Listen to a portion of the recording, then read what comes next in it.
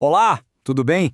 Preparem-se para uma verdadeira viagem no tempo, porque hoje a gente vai desvendar a história simplesmente incrível de Roma antiga. Vamos falar de imperadores, gladiadores e conquistas que mudaram o mundo para sempre. Bora descobrir como essa civilização se tornou uma das mais poderosas que já existiu. Pois é, essa é a grande pergunta que vai guiar a nossa conversa. Como é que uma pequena aldeia, sabe, um vilarejo, virou um dos maiores impérios de todos os tempos? É uma história fascinante de poder, de conflito e, claro, de muita inovação. E, de certa forma, ela moldou o mundo em que a gente vive hoje. Então, vamos mergulhar nisso. Bom, toda grande história que se preze tem que ter um começo épico, quase uma lenda, não é mesmo? E com Roma não foi diferente. Tudo começa com um mito que envolve deuses, irmãos gêmeos e até um animal bem inesperado. A lenda conta o seguinte: os gêmeos Rômulo e Remo foram abandonados para morrer lá no rio Tibre. Mas, numa reviravolta digna de filme, eles foram encontrados e amamentados por uma loba. Anos depois, já adultos, eles voltam para o mesmo lugar e aí, depois de uma briga entre eles, Rômulo funda a cidade que levaria o seu nome, Roma, lá no ano de 753 a.C. Olha, para a gente não se perder, a longa história de Roma pode ser dividida em três fases principais, tá? Começou com a monarquia, um período de mais de 200 anos governado por reis. Depois, o pessoal, cansado do poder absoluto de um rei só, criou a República, onde o poder era dividido. E por fim, com a República em crise, surgiu o Império que concentrou todo o poder de novo, mas agora na figura do imperador. Vamos focar nessas duas últimas fases que foram as maiores. Então, depois de derrubarem o último rei, que era um tirano chamado Tarquínio Soberbo, os romanos decidiram: chega, nunca mais o poder vai ficar na mão de uma pessoa só. E foi assim que nasceu a República, um sistema que prometia dividir o poder. Mas a pergunta que fica é: será que esse poder era mesmo para todo mundo? Para entender a República, pensem numa pirâmide social. Lá no topo, com todo o poder e a grana, estavam os patrícios, a elite. A base enorme da pirâmide era formada pelos plebeus, que era o povão, sabe? Comerciantes, artesãos. E, na base de tudo, infelizmente, estavam as pessoas escravizadas, que não tinham direito nenhum e eram tratadas como propriedade. E não era pouca gente, não. O número de escravizados era impressionante.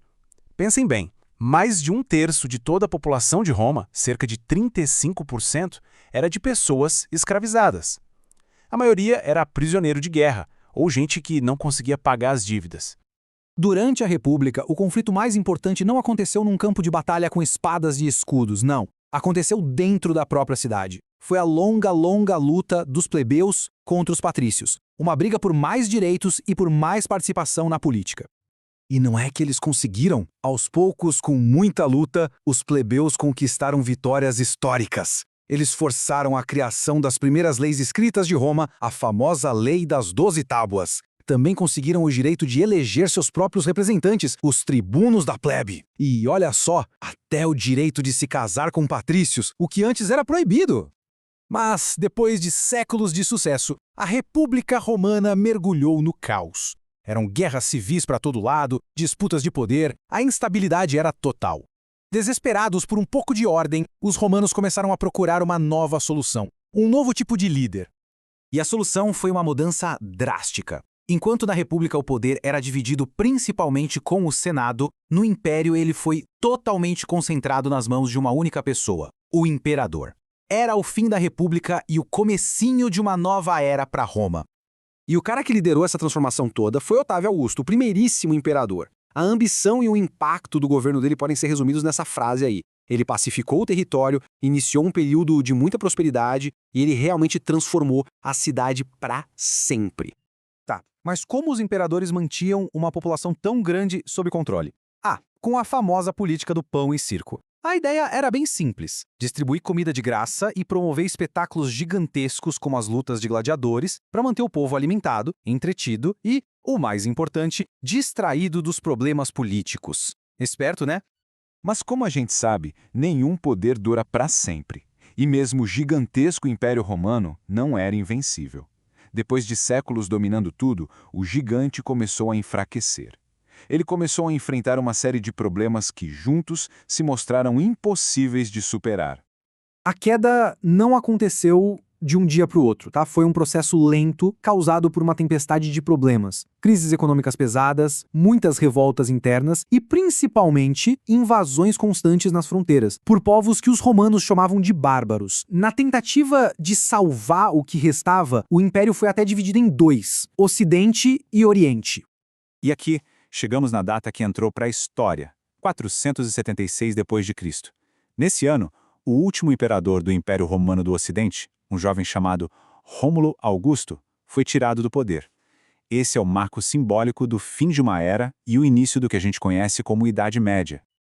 Ufa, que jornada incrível! Da lenda de uma loba à queda de um império. Será que ficou tudo claro? Então chegou a hora da verdade. Preparem-se, é hora do nosso quiz. Primeira pergunta. De acordo com a lenda, quem foram os irmãos gêmeos que fundaram Roma? Tempo na tela. Rômulo e Remo. Isso aí. Segundo a lenda, eles foram amamentados por uma loba antes de Rômulo fundar a cidade. Mandaram bem. Próxima pergunta. Depois que a República acabou, quem se tornou o primeiro e todo-poderoso imperador de Roma? Vamos lá. Otávio Augusto. Foi ele mesmo quem inaugurou a fase do Império Romano. Acertaram de novo? Última pergunta do nosso quiz. Atenção! Qual é a data que marca a queda do Império Romano do Ocidente? 476 d.C. Exato, o ano em que o último imperador do Ocidente foi deposto. Um verdadeiro marco na história. E com isso a gente fecha a nossa jornada, vendo como Roma foi de uma pequena aldeia a um império gigantesco que deixou um legado eterno. E para fechar, fica uma reflexão. A lenda da fundação, a luta dos plebeus, a política do pão e circo ou a queda do império? Qual desses momentos da história de Roma parece mais impressionante? As respostas podem ser deixadas aqui nos comentários. E se tiverem alguma dúvida, é só mandar também.